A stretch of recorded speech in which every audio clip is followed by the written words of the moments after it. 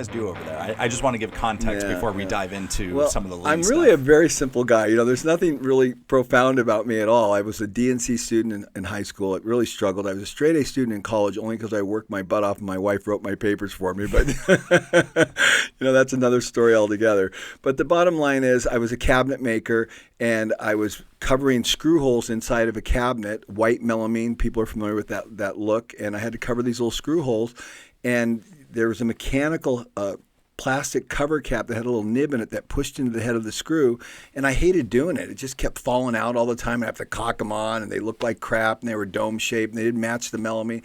And so I just took a piece of edge banding, the stuff you put on the edge of the cabinet, and punched it out with a Christmas tree stamp that my wife had from Creative Memories, and put some contact adhesive, just like you did the acoustical ceiling tiles here. And I stuck it over the hole, and it looked really good. It looked way better, even though it was a Christmas tree shape. Looked way better than the one that I was using. And so then I spent the next 3 months figuring out how to mass produce or manufacture these. And so I developed that product. It was very simple. My wife and I were hoping, single income. My wife was staying home with our children at that point. She was a school teacher. She had quit, so it was just one income. And I was hoping that I would just make enough money to maybe go on vacation, because we couldn't go on vacation at that point. One income, 2 kids, new business. There wasn't a lot going on there. And we were frugal with our money. We didn't spend money that we didn't have.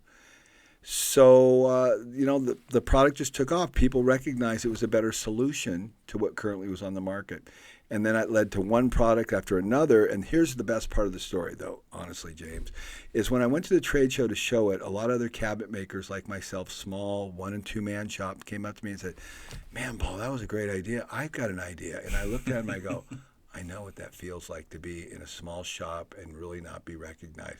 I said, "What would happen if I took the average cabinet maker, the average general contractor who's coming up with all these creative solutions, and I started paying them a 5% royalty for their ideas?" And here's the kicker, with no patent protection. So I had no reason to do this. I didn't have to do it. They could have told me their idea. I could have run with it. They could have nothing would ever happen. But I did just the opposite. We started honoring and respecting them. And the rest is history. We're doing tens of millions of dollars of business in 40 countries, and we get a new distributor every day from somewhere around the world. That's absolutely incredible. And what a story. It's an amazing story. A lot of hard work. No kidding. But it's an amazing story. Yeah, no kidding. So I think the vast majority of this, because this is your area of expertise, we're going to be talking a lot about lean. Sure. You've written multiple books on the subject. I've seen 5 you. now. Yeah, 5 books. Five That's books incredible. I want to give some context. A lot of people, if they've never heard the concept of lean, they immediately go to health. This is a health thing. We're going to live lean, which is one of the books. Which is one of the books, right?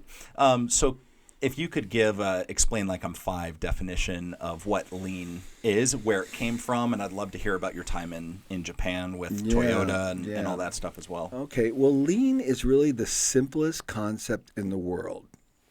Every day you fill your life with processes. How you get your car keys, how you clean the bathroom, how you make your lunch, how you answer your emails. Every one of those things I just described is a process. How you brush your teeth, how you put the toothpaste on the toothbrush, put the toothpaste back on the counter. It's all a process. So all lean is doing is saying from the time you start that process to the time you finish it, to look in between the 2 walls and say, how could I do that better? Where's the inefficiency? Where is the waste?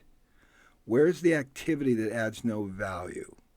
So for instance, you're making your omelet in the morning, and the target is to eat, to give nutrition to yourself. And so you go in the refrigerator and you spend time pushing aside things, trying to find out where the eggs are, where the butter is, where the hot sauce is. All that is wasted activity. What you need is the hot sauce, the butter, and the eggs. Boom. And the more quickly you can access those without any struggle is the objective. And a lean thinker would look at that and say, well, if I use the hot sauce every day, let's always make sure it's on the top shelf in the right-hand corner, and maybe there's even a prescribed place where that would go. And the same thing for the butter, the same thing for the eggs, same thing for the lettuce, whatever it is. But that's not the way we operate. We tolerate this sloppiness, which is the title of my latest book, Banish Sloppiness. We tolerate this sloppiness, which adds enormous amounts of overprocessing and waste to our life. And we just amble through life doing this over and over again. So all lean is trying to do is look at the starting point and the ending point of everything you do and eliminate the waste. And we don't do it one time. We do it as a lifestyle for the rest of our life. We think about it deeply and about everything we do. And so I've done that in my life, and the results have been astounding. And I've applied it to the way I travel, to the way I eat, to the way I conduct my health, to the way I run my business, to the way I interact with you, to the way we communicate. Everything is open to being critiqued, evaluated, and improved on a continuous basis. That's lean. That's powerful. Where did lean come from? Where was the concept originated from? Well, if you really go back to the origins, we'll go back and say Henry Ford had a lot to do with it. There's no question about that. And the Japanese saw what Ford was doing when they came to Michigan. And Taiichi Ohno and Sakichi Toyota saw what the astounding results that Ford was having. And they went back and they said, look, our country's been bombed out. We haven't got much left of it. We got to figure out some way to be able to compete in the world market. And we don't have any resources. So the Japanese, and specifically Toyota, took the principles that Ford had laid out and improved upon them, applied lean. And well, Ford was rich with resources. He could afford to have, 3 or 4 months of inventory. The Japanese could not. They didn't have that kind of money. So they had to figure out how to just have, a few hours worth of inventory because they couldn't afford to have 3 or 4 months. That cost money. So they developed a concept called just-in-time.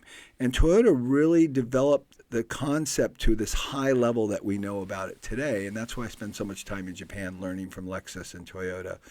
And that's kind of a little bit of the background. But I could go on and on. I teach on this. I teach on this 8 weeks a year in Japan, so I could talk your ear off about it. But that's the general outline.